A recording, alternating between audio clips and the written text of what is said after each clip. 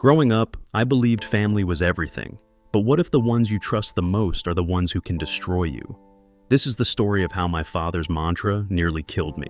My father, Robert, used to say, "Blood's thicker than water, family always comes first." It was a mantra drilled into my bones, a creed I blindly followed until the venom in my own blood nearly choked me. My story isn't just about shattered ornaments. It's about unearthing a legacy of secrets, betrayals, and the dangerous choices we make for family. Dakota, a marketing executive with a steely resolve forged in the crucible of loss, found herself a single parent at 34. Mark's death, ruled an accident at a construction site, left a gaping hole in her life and a knot of unease she couldn't shake.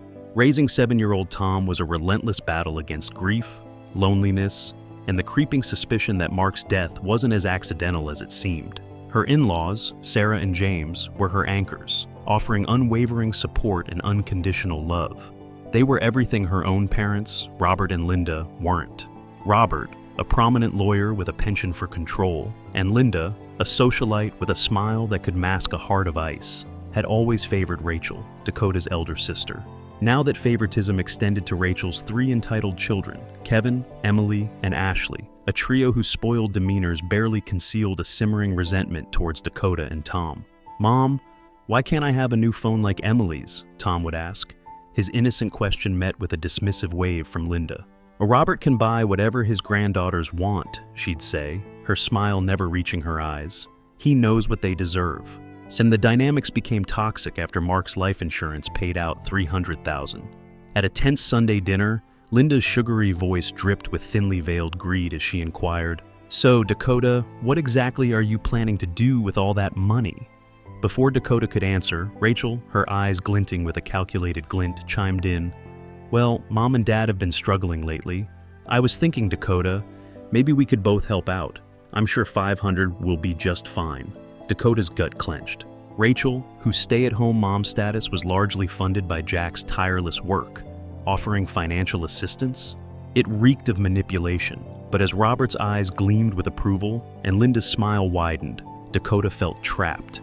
Of course, she reluctantly agreed, committing to $1,000 a month. The money vanished from her account, but the promised support never materialized. Linda's migraines conveniently flared up whenever Dakota needed help with Tom. Sarah and James, their love genuine and unburdened by ulterior motives, remained the only reliable figures in their lives. Dakota began to suspect there were other forces at play here. The true depth of the betrayal was revealed a week before Christmas. "We're having an adults-only party this year, darling," Linda announced, her voice dripping with false warmth. "You can leave Tom with Sarah and James. We wouldn't want that boy ruining all the wine." The callousness stung, but Dakota masked her fury and made arrangements. As she approached her parents' house on Christmas Eve, she could hear laughter and music spilling into the night. What awaited inside was far more devastating. The house was filled with children, Rachel's spoiled trio, and a throng of cousins. The air thrummed with festive cheer, but Dakota felt a chilling wave of isolation wash over her. She tried to find Robert, who was nowhere to be seen. "Where's Tom, dear?" Aunt Marie asked, her brow furrowed with genuine concern. Dakota's throat tightened. She scanned the room, her eyes locking on Linda, who stood near the fireplace, a smug expression on her face. The hypocrisy was blatant, the cruelty deliberate. Suddenly, the lights went out. A collective gasp rippled through the room, followed by nervous laughter as darkness enveloped the house. Dakota saw a fleeting shadow move towards her parents' study, which never opened. She sensed it was Robert, and her heart pounded, and suddenly her head began to spin. She knew where to be. Fueled by a surge of adrenaline, Dakota made her way to the study. The door was locked, but she remembered a hidden key behind a painting her father had always obsessed over. As she inserted the key and slipped inside, the scene that unfolded before her eyes shattered her world. Robert was hunched over his desk, sifting through stacks of documents. The soft glow of a lamp illuminated his face, revealing a mask of grim determination. He looked over his shoulder to see Dakota standing, and his face turned a shade of pale she had never seen before. "What are you doing, Dad?" Dakota demanded, her voice trembling. Robert flinched, his eyes darting around the room. I was just looking for something," he stammered, his voice uncharacteristically unsteady. Dakota didn't believe him. Her gaze swept across the desk, landing on a file labeled Mark Thornton. Her blood ran cold. "What is this?" she whispered, her hand reaching for the file. Robert lunged forward, grabbing her wrist. "Don't touch that, Dakota! You don't understand!" A fierce struggle ensued, the room transforming into a battleground of shattered trust and long-held secrets. Dakota managed to wrench the file from his grasp, her eyes scanning the damning contents. There were contracts, bank statements, and emails that painted a horrifying picture. Robert had been secretly funneling money to Mark's construction company, pressuring him to cut corners on safety regulations. And then there was the last email, a desperate plea from Mark saying he was ready to confess to the authorities about all of it. "You knew, didn't you?" Dakota accused, her voice a venomous whisper. "You knew the company was unsafe, that Mark was being pressured, and you did nothing." Robert's face contorted with a mixture of guilt and defiance. "It was for the family, Dakota. I did what I had to do to protect us." "Protect us?" Dakota spat.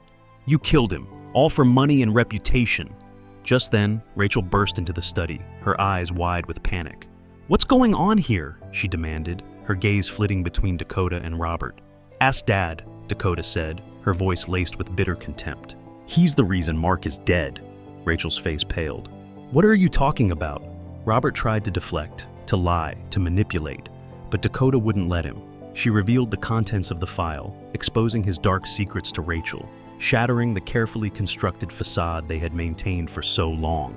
As Rachel processed the horrifying truth, she turned on Robert with a fury Dakota had never witnessed. Accusations flew, old grievances resurfaced, and the study transformed into a maelstrom of anger, betrayal, and despair. And finally, Robert caved and exposed the dark world to Rachel as well. "You took my husband," Rachel cried, the words tearing at Dakota's heart. "I took your life," Dakota retorted, her voice cracking with emotion. As the night wore on, the truth unraveled, revealing a tangled web of lies, deceit, and manipulation that had poisoned their family for years. The adults were being adults, while the trio watched with their minds blown. Dakota, as well as Rachel, had to think of the trio now, who were all staring. The kids' innocence needed to be preserved. The storm eventually subsided, leaving behind a wreckage of shattered relationships and broken hearts. Dakota, armed with the truth about Mark's death and all the trio would be forced to bear for the rest of their lives, made a difficult decision. She left her parents' house that night, never looking back. She went straight to the police. The police needed to know, and they needed to know about all the victims, not just her and her life, which was ruined forever. The weeks that followed were a blur of police interviews, legal battles, and media scrutiny.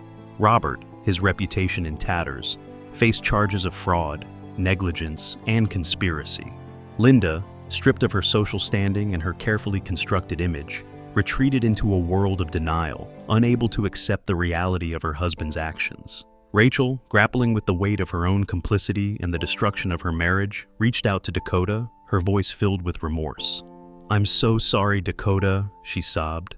"I was blind, so used to being the golden child that she did not think about the consequences."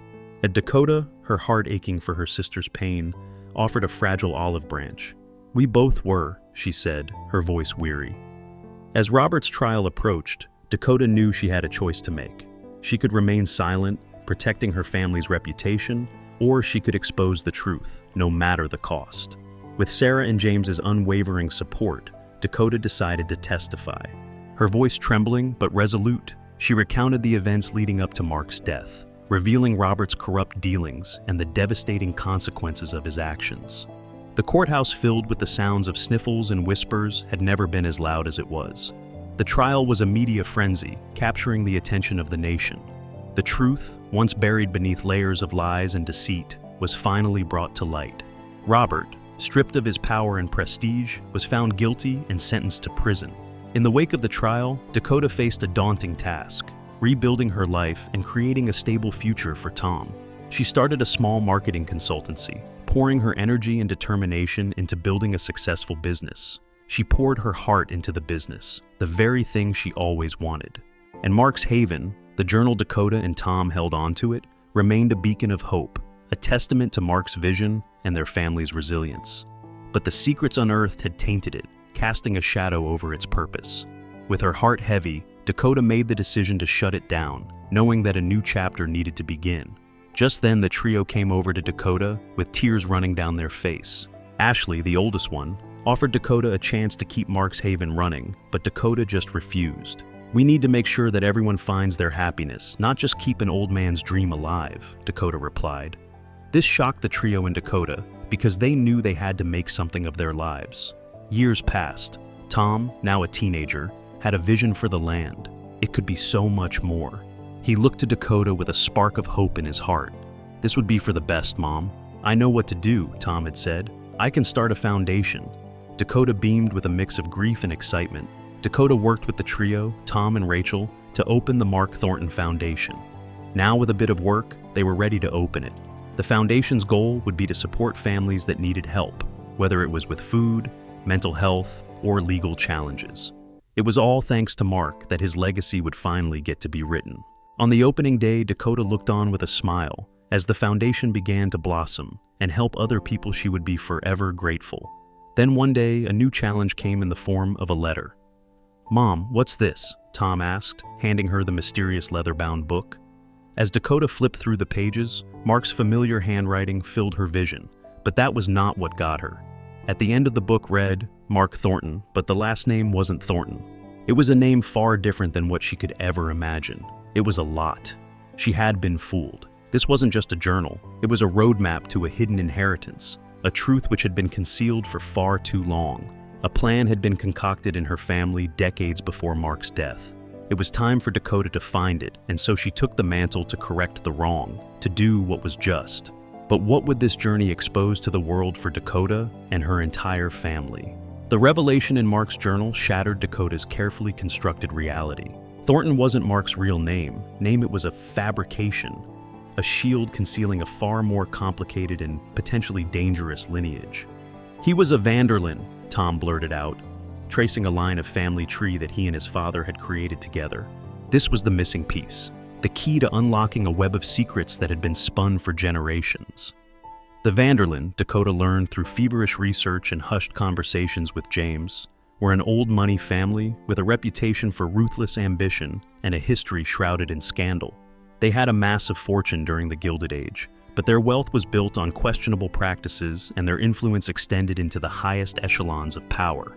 Mark's father, desperate to escape the Vanderlyn legacy and protect his son from their clutches, had changed his name and severed all ties with the family, but the Vanderlyn hadn't forgotten about Mark. According to the journal, they had been discreetly tracking him for years, waiting for the right moment to draw him back into their fold. And the inheritance Mark had been unknowingly entitled to wasn't just money, it was control, influence, and a legacy that could either elevate or destroy everything Dakota held dear. Dakota, feeling a knot of dread tighten in her stomach, knew she had to protect Tom. This meant uncovering the truth about the Vanderlyn and figuring out why they had waited so long to resurface. She enlisted the help of James, a man of quiet wisdom and unwavering loyalty, who had connections that reached into unexpected corners. They needed to know what the Vanderlyns were planning and how far they were willing to go to get what they wanted. As Dakota delved deeper into the Vanderlyn history, she discovered a series of Yuen Ling events, suspicious business deals, political scandals, and even whispers of foul play. The family was ruthless, willing to sacrifice anyone who stood in their way, and now Tom was in their sights. The first sign that the Vanderlyns were closing in came in the form of a veiled threat. A package arrived at Dakota's house containing a single ornate ornament, a miniature Van Derini family crest intricately crafted from gold and studded with diamonds. It was a message, a reminder that they were watching. Dakota's anxiety grew. She began experiencing strange occurrences around her house, unnerving phone calls and the unsettling feeling of being followed. She knew she had to act fast. She traveled to New York City determined to confront the Vanderlyn head-on. Her search led her to a sprawling estate in the Hudson Valley, a fortress of wealth and power where the family patriarch Arthur Vanderlyn held court. Arthur, a man with piercing blue eyes and a voice that could cut through steel, greeted Dakota with a chilling smile. "Welcome, Miss Thorne," he said, his gaze unwavering. "We've been expecting you."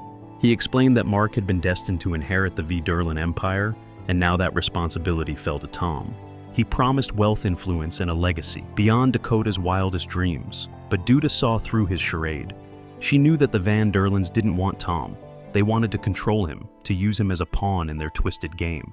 "Tom is his own person," Dakota declared, her voice unwavering. He won't be manipulated by your family." Arthur's smile vanished. "You don't understand the power of the Vanderlyn legacy, Miss Thornton," he said, his voice laced with menace. "It's in his blood. He can't escape it." Dakota refused to back down.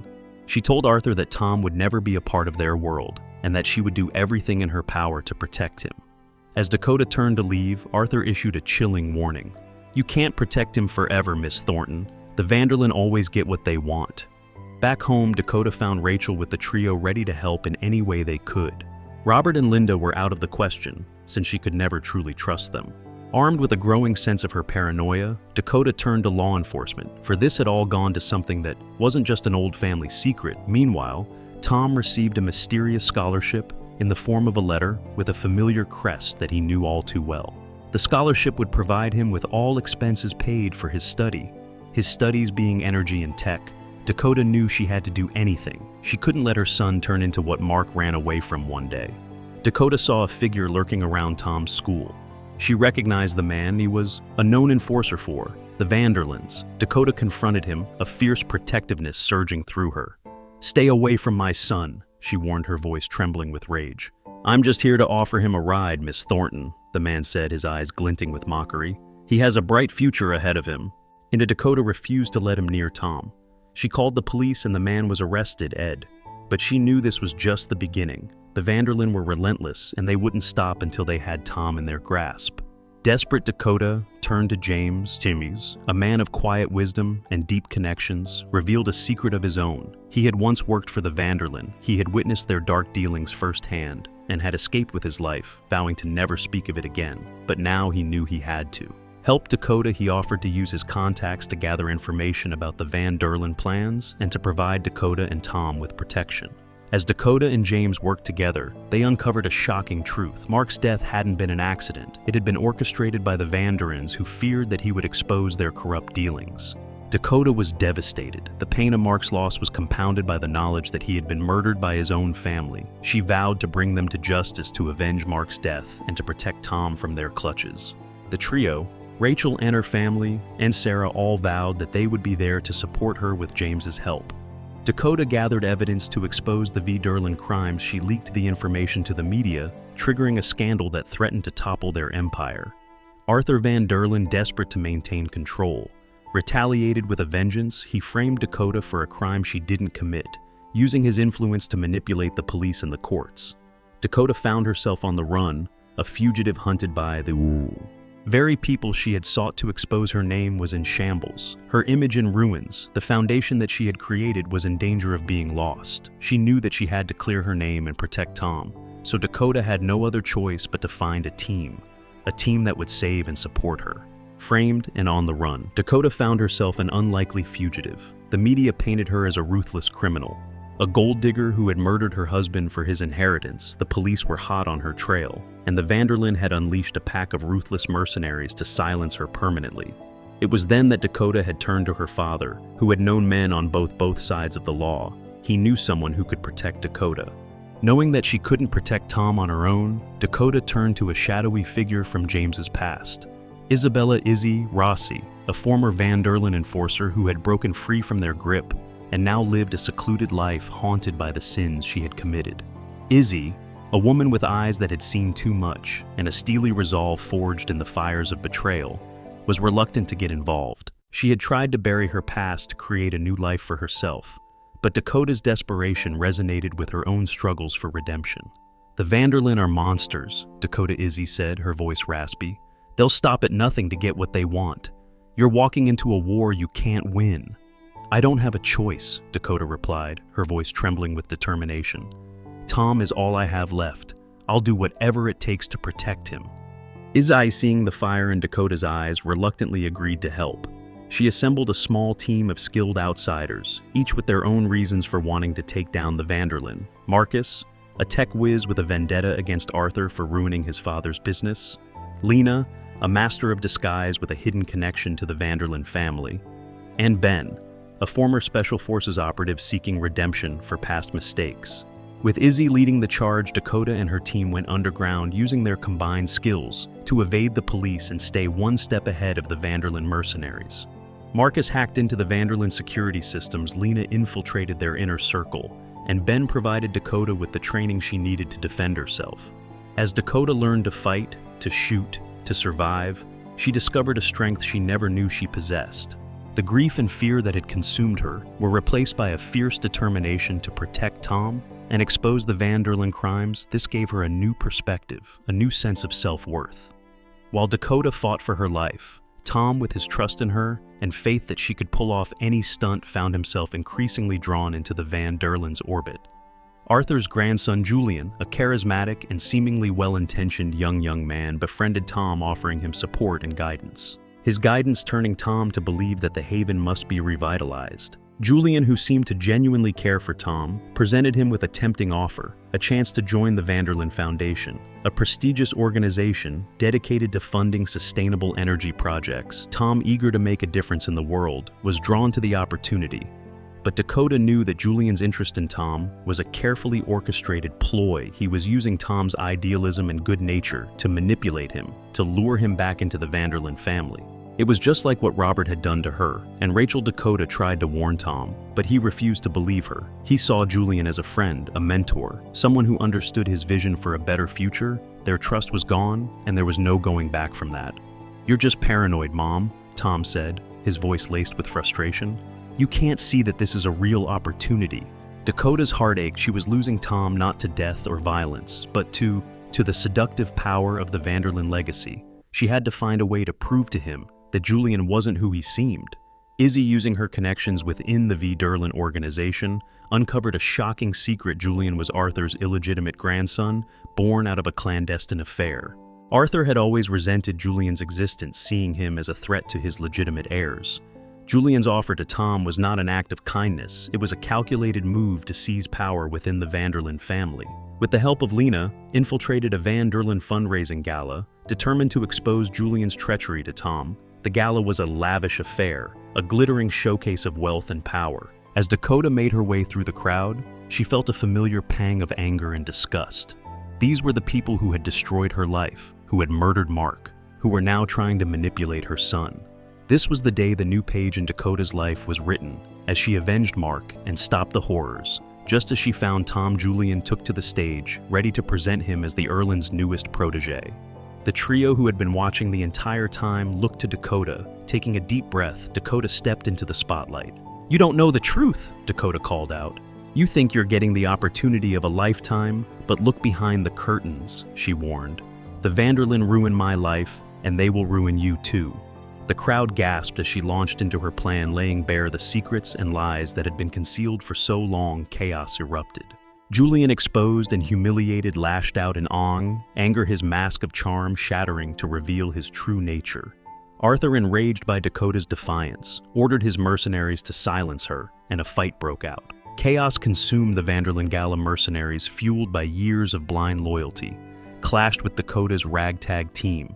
Guests screamed and scattered as bullets flew, and the opulent ballroom transformed into a battleground. Dakota, adrenaline coursing through her veins, fought with a ferocity she never knew she possessed. Izzy, a whirlwind of lethal grace, moved through the crowd like a phantom, disabling opponents with brutal efficiency. Marcus used his tech skills to disable security systems and disrupt the mercenaries' communications, while Lena, a master of disguise, created diversions and guided innocent bystanders to safety. Ben, a stone wall and a heart of gold, created safe passages to let as many people out as possible. Amid the chaos, Dakota reached Tom, who stood frozen in shock, his face a mask of disbelief. "Tom, listen to me," Dakota pleaded, her voice strained. "Julian isn't who you think he is. HEK, using you just like they used your father." Julian, his face contorted with rage, lunged at Dakota, a knife glinting in his hand before he could strike. Tom intervened, shoving Julian away. "Stop it, Julian!" he yelled, his voice filled with anger and betrayal. "Why, of all the people, did I befriend you? You, of all people, had to ruin it all." A fierce fight erupted between Tom and Julian, their anger fueled by years of manipulation and resentment. Dakota, seeing her son in danger, stepped in, disarming Julian and pinning him to the ground. "It's over, Julian," Dakota said, her voice trembling with emotion. "The truth is out. The Van der Linde have finally met their match." Just then, Arthur Van der Linde appeared, his face a mask of cold fury. He held a gun in his hand, pointing it directly at Dakota. He had lost everything: his reputation, his power, his legacy, and he wasn't going to let Dakota take away his family. "You've ruined everything, Dakota," Arthur said, his voice dripping with venom. "You pay for this." Before he could pull the trigger, Robert stepped in front of Dakota, shielding her from the bullet. A gasp rippled through the crowd. Rachel, who had been watching the entire scene unfold with growing horror, screamed her name. Robert collapsed to the floor, his eyes meeting Dakota's. I'm sorry, Dakota," he whispered, his voice weak. "I wanted to protect my family, but I did it all wrong." Dakota knelt beside him, tears streaming down her face. "It's okay, Dad," she said, her voice choked with emotion. "I forgive you." Robert smiled weakly, then closed his eyes and took his last breath. Arthur, stunned by his own actions, stood, frozen, his face contorted with a mixture of shock and grief. He had lost everything, including his son, who now hated him more than anything. The police arrived, sirens blaring, and chaos subsided. Arthur was taken into custody, his reign of terror finally brought to an end. In the aftermath of the Vanderlyn Empire crumbled, the truth about their corrupt dealings was exposed, and their influence waned. The Foundation was dissolved, and their assets were seized. Dakota, exonerated and hailed as a hero, found herself facing a new chapter in her life. She had avenged Mark's death, protected Tom from the Durlins, and exposed the truth to the world, but the cost had been high. She had lost her father, and her family was forever scarred. Tom, deeply shaken by the events, finally saw Julian for who he was.